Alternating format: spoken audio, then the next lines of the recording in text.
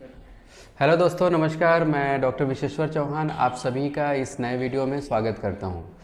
दोस्तों, आज एक बहुत ही इम्पॉर्टेंट इन्फॉर्मेशन है जो आप लोगों के साथ शेयर करना चाहता हूं।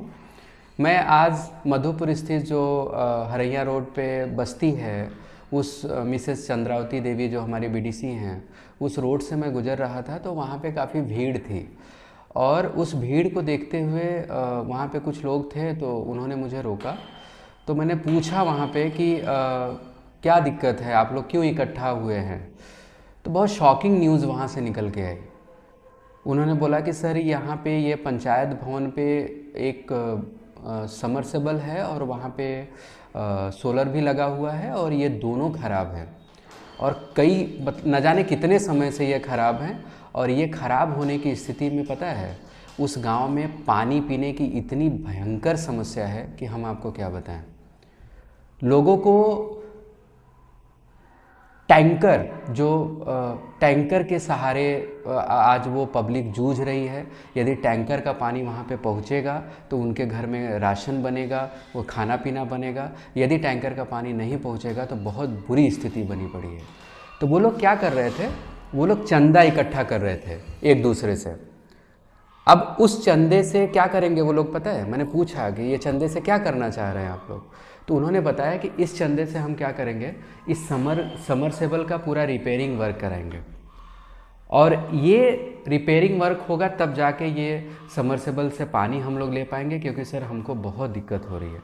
तो मैंने कहा कि ये आपका काम थोड़ी है, ये तो हमारे जनप्रतिनिधि का काम है। इसके लिए सरकार हमारी फंड देती है, तो आपको पर्सनली पैसा लगा के कराने की क्या ज़रूरत है। यदि फंड नहीं होता तब आप कराते तो समझ में आता। तो उन्होंने बोला, सर लोकल लेवल पे हमने बहुत कोशिश की लेकिन हम निराश हैं अभी भी। जब स्थिति देखी ना तो मुझे रहा नहीं गया। तो मैंने उनको बोला कि आप निश्चिंत रहिए, मैं बात करता हूँ। मैंने तत्काल प्रभाव से जो हमारे ग्राम पंचायत के सेक्रेटरी साहब हैं मिस्टर जितेंद्र जी, उनको मैंने डायरेक्ट फ़ोन किया पब्लिक के सामने ही।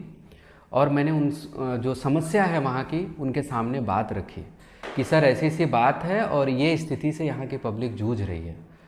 तो उन्होंने बोला, सर बिल्कुल परेशान होने की ज़रूरत नहीं है, और आप एक एप्लीकेशन दीजिए हमको और 2-4 लोगों से साइन करा दीजिए। और ये एप्लीकेशन आप देंगे तो बहुत जल्दी हम या तो मरम्मत हो सकेगा तो मरम्मत करा के समरसेबल लगा देंगे, अदरवाइज़ नया की ज़रूरत होगी तो नया लगाएंगे। जब ये बात पब्लिक ने सुनी तो उनके थोड़ा सा राहत मिला कि चलिए हो सकता है इसी बहाने या 2-3 दिन में हमारे यहाँ समरसेबल का काम हो जाएगा। जो उनके चेहरे पे खुशी थी वो देखने लायक थी। मैंने उनको बताया कि आप लोग ये सब के जिम्मेदार पूरी पब्लिक है। कुछ लोग बोले कि सर आप ऐसा क्यों बोल रहे हैं। मैंने कहा, यदि आप अपने मूलभूत सुविधाएं जो हैं उसके लिए यदि आप जागरूक होते ना तो आज आप लोग चंदा इकट्ठा करने की ज़रूरत नहीं पड़ती। इसके लिए आपको सरकार फंड देती है, पता है आपको। और कहीं पे भी समरसेबल हो चाहे हैंडपंप हो, रिपेयर करने का कॉस्ट अभी तक जो वर्तमान में रिपेयरिंग हो रहा है वहाँ पे 16,000-17,000 मिनिमम वहाँ पे उसकी कॉस्टिंग आई है। जब मैंने डेटा उठा के देखा तो मैंने देखा 16-17 हज़ार रुपये तो नॉर्मली निकल रहा है हैंडपंप रिपेयर करने के लिए। तो आप काहे परेशान हैं, सरकार पैसा दे रही है और ये पैसा आप ही का है। हम अलग अलग माध्यम से, टैक्स के माध्यम से हम सरकार को पैसा देते हैं और वो सरकार, किसी की भी सरकार हो, वो पैसा आपके ऊपर खर्च करती है, आपकी सुविधाओं के ऊपर खर्च करती है। तो जब मैंने ये बात रखी तब जाके चीज़ें सॉर्ट आउट हुई। तो मैंने तत्काल प्रभाव से वहाँ पे एप्लीकेशन एक ड्राफ्ट किया, मैं अपने हाथों से ड्राफ्ट किया। ड्राफ्ट करने के बाद मैंने डायरेक्ट सचिव जी को लिखा पत्र और मैंने प्रतिलिपि में अपने माननीय प्रधान महोदया को भी रखा। और फिर उसके बाद जब एप्लीकेशन का प्रक्रिया पूरी हो गई तो मैंने कहा कि आप लोग साइन कर दीजिए। जब साइन करने की बात आई तो जल्दी कोई साइन करने को तैयार नहीं था। तो मैंने कहा क्यों, ये तो मतलब पब्लिक प्रॉपर्टी है ना, ये तो सब पानी पीते हैं, तो आप लोग साइन क्यों नहीं कर रहे हैं। तो एक बहुत ही शॉकिंग न्यूज़ सामने आई। शॉकिंग न्यूज़ ये आई कि एक व्यक्ति ने बोला कि सर यदि हम लोग सामने आएंगे तो हमारा जो आवास के लिए हम लोग इन लोगों ने जो अप्लाई किया है शायद वो काट दिया जाएगा। मैंने कहा क्यों, किसने बोला ये बात? तो बोले नहीं सर हमको डर है। मैंने कहा आप ध्यान रखिए, ये जो योजनाएं हैं वो डायरेक्ट सरकार के माध्यम से की जाती है। आपका कभी भी किसी भी हालत में कोई भी जनप्रतिनिधि, चाहे मैं बनूं चाहे कोई और, या वर्तमान की ही बात करूं, कोई भी ऐसे आपका आवास के लिए काट नहीं सकता। इसलिए आप उसके लिए निश्चिंत रहिए। यदि समस्या है तो आप जब तक आवाज़ नहीं उठाएंगे तब तक आपके अधिकारों का हनन ऐसे ही होता रहेगा। आप कब तक शांत रहेंगे? जब तक समस्या है उसको समाधान के लिए रास्ते बनाए गए हैं, बशर्ते उस जानकारी के अभाव के कारण आप लोग उस तक नहीं पहुंच पाते। जो चीज़ें मैं अभी आपको बता रहा हूँ ये चीज़ आपको पता होनी चाहिए।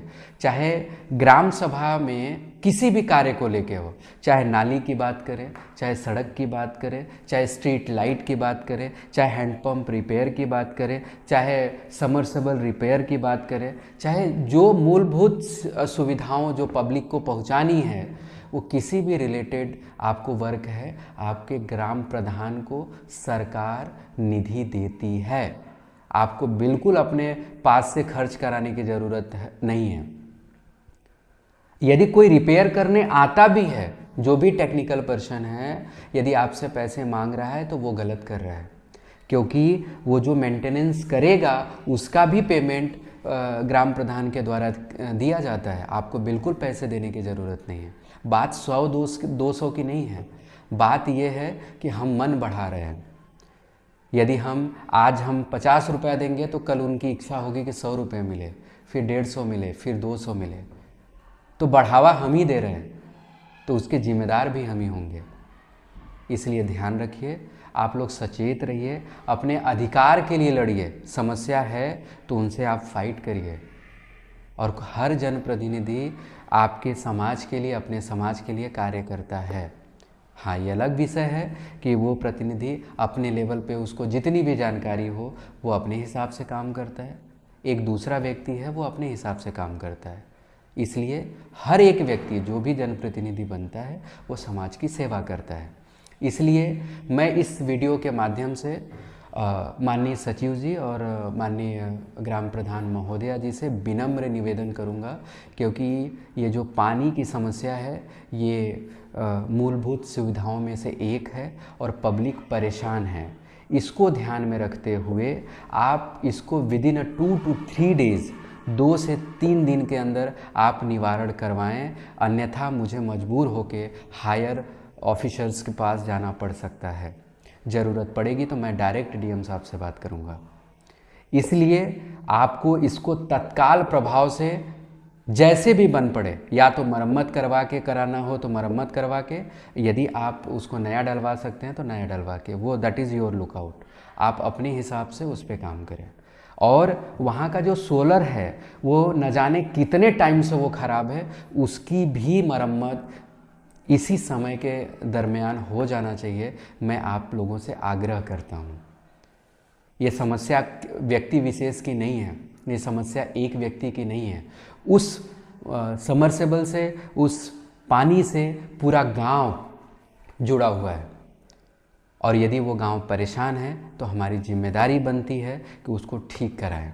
इसलिए आप ध्यान रखें, 2 से 3 दिन, अदरवाइज़ हम जो हायर ऑफिसर्स हैं हम उनसे मिलेंगे और अपनी बात रखेंगे, क्योंकि इसके लिए ऑलरेडी सरकार पैसा दे रही है। और आपको पता है कि माननीय हमारे जो यशस्वी चीफ मिनिस्टर हैं, जो मुख्यमंत्री हैं, माननीय योगी आदित्यनाथ जी ने एकदम क्लियर इंस्ट्रक्शन दिया हुआ है कि यदि कोई भी ऑफिसर, चाहे वो ग्राम पंचायत हो, चाहे बड़े लेवल का कोई भी अधिकारी, यदि आम पब्लिक की बात नहीं सुनता है तो उसके खिलाफ सख्त से सख्त कार्रवाई की जाएगी।